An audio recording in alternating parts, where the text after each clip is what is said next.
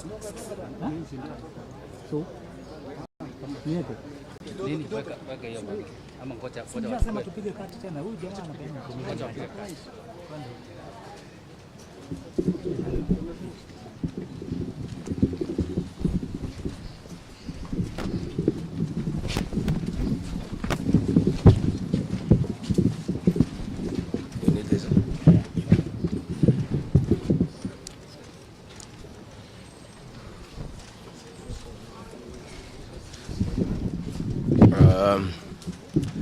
Good people, are you ready? You are? Thank you very much. We are here at the current hospital. To see the Honorable George Koimburi, the Honorable Member of Parliament for Juja, who was brought here in critical condition. Last Friday, the Honorable George Koimburi had a function in his constituency in a place called Gachagua, and he had a serious engagement with his constituents. In fact, had the opportunity to address those people through the phone. And after he left the ceremony, he was accosted by officers from the DCI who chased him, and he was able to escape using a motorbike with the help of the local constituents. His vehicle was impounded and his driver was arrested.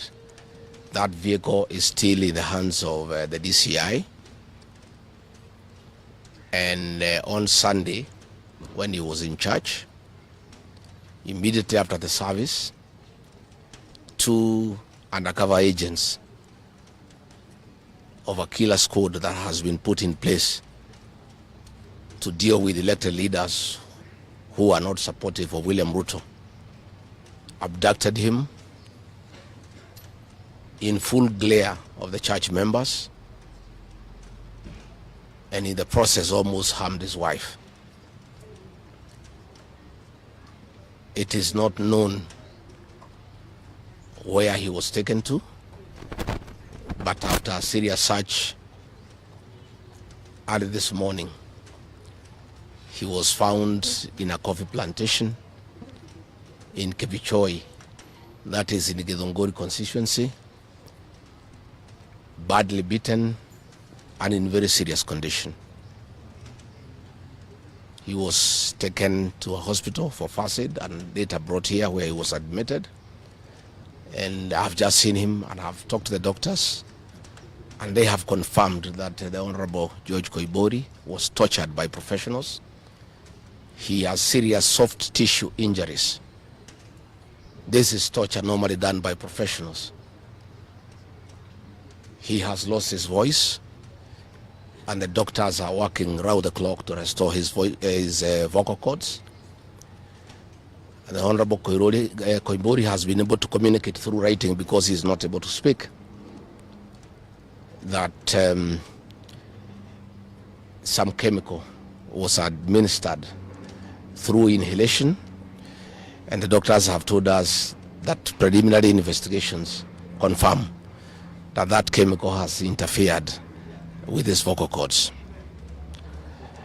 The doctors have assured us they are doing everything within their power to make sure that he's out of danger. They have taken blood and urine samples to private laboratories, different ones, so that they can establish what could have happened in matters poisoning. You remember last weekend I said that a special squad had been set aside and now we have confirmation that President William Ruto, CS for Interior Kipchumba Murkomen, and the Deputy Inspector General, Mr. Eliud Langat, all from the Kalenjin community, have put up a squad to deal with leaders who are opposed to this regime. The Honorable Kipchumba Murkomen has sent a message to us through common friends that his appointment to the Ministry of Interior is to make sure that William Ruto is re-elected as president, and to deal with anybody who can stop that objective.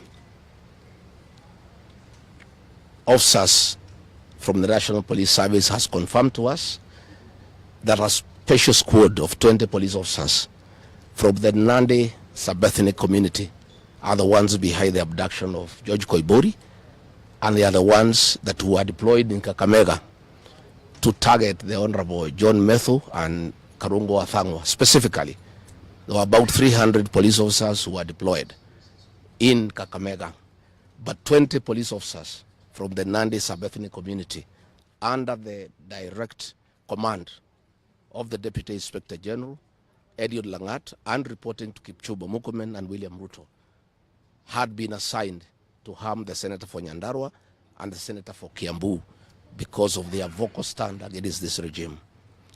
Let me say that I want to appeal to the international community to rescue this country. William Ruto has become a very vengeful dictator, and his activities are similar to the one by Dr. Dada and Mobutu Sese Seko. And the level of impunity in this country, if the international community does not come through for the people of Kenya, we are going to have not just killings, but maiming of elected leaders.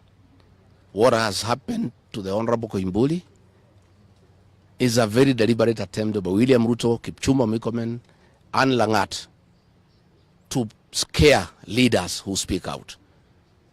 It is meant to scare them. It is meant to sell them fear so that they can stop agitating for the liberation of this great republic. And I want to say that William Ruto must know it is these leaders, it is not these leaders who are against his rule.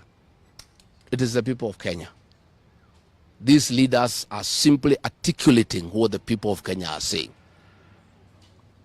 And even if he targets these leaders to kill them, to maim them, he cannot do the same to each and every Kenyan. And I want to tell him to stop spreading the narrative that the rebellion against him is coming from the people of Mount Kenya region. This rebellion is across the country, from Western Kenya, Coast Province, Northeastern, Nyanza, including his native North Rift and South Rift. Members of the Kalenjin community are also up in arms because of the misuse of public resources, mismanagement of the economy, and the fact that there is no work going on in this country. So let me appeal to the international community to take a great interest in what is happening in Kenya. And we have seen what is happening in the neighboring countries, in Tanzania, the suppression of civil society, and all those things are stemming from here in Kenya. William Ruto has become intolerant. He cannot take criticism. And the reality of one term is slowly sinking into him, that has sent him into serious desperation, that he has now formed a killer squad of his sub-ethnic community of the Nandi to deal with leaders. Let me ask the people of Kenya to be calm. I want to ask the supporters of the Honorable Koimburi to stay calm. We'll do everything possible to make sure that we are more careful in the face of the repression that is going on. You are aware that members of parliament opposed to this regime, their bodyguards have been disarmed so that they stop going for meetings and feel vulnerable.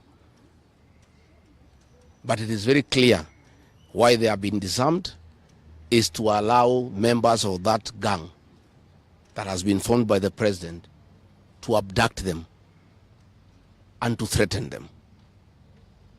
And if anything happens to these members of parliament, to any leader in this country opposed to William Ruto, the president will be held to account. And let me tell William Ruto, people of Kenya cannot elect you by force. They elected you on their own free will. You are a popular leader 3 years ago, and you messed yourself up through bad governance, one-man rule, theft of public resources, wanton corruption, and tribalism. You cannot blame any of us here for the situation you find yourself in. The one-term movement is unstoppable, and there is nothing the president can do. He can kill these leaders, he can abduct them, he can torture them, but he cannot do that to all the people of Kenya. So I want to urge members of parliament and senators and others not to give up. Nobody can die from morning to evening. You can only die once. And the tree of liberation will be watered by blood. The Honorable George Koimburi is a hero of the Kenyan people. What he has undergone, the torture, the pain he is in, the anguish to his family members is not in vain. This liberation will take place, it will happen. And let me conclude by asking the Kenyan people not to be intimidated. Kenya is a constitutional democracy.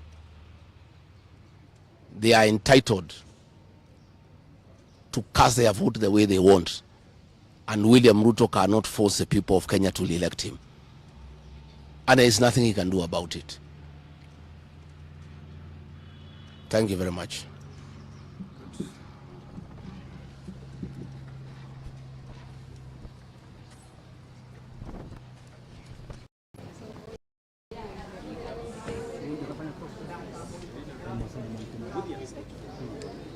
Sasa.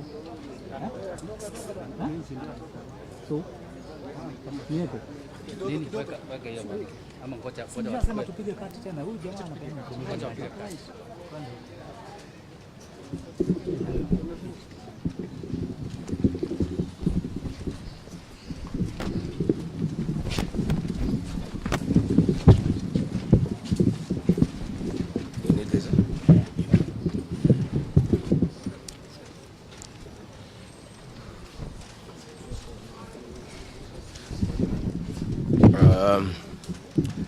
Good people, are you ready? You are?